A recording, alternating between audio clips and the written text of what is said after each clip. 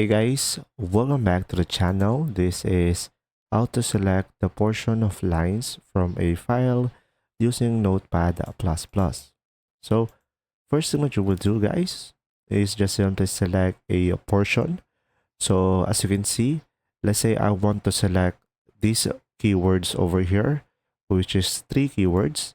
And as you can see, it will automatically select everything. So in order for you to select a portion, just simply tap on your keyboard Alt. So here, just simply select a specific area. And from here, as you can see, it will select it. So now from here, you could cut it out, you could copy it out, and you could paste it. So pretty much pressing the Alt key on your keyboard will select a portion. So let's say I'm going to copy this one and I'm going to paste it on a different tab, and as you can see, it will be pasted over here. So now, for example guys, I want to paste it on this area over here.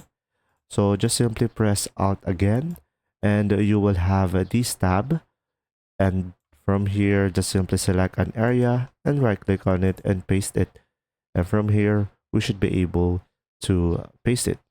So pretty much selecting a portion, just use an Alt key to copy and do everything you want based on your preferences, and you should be able to copy it out.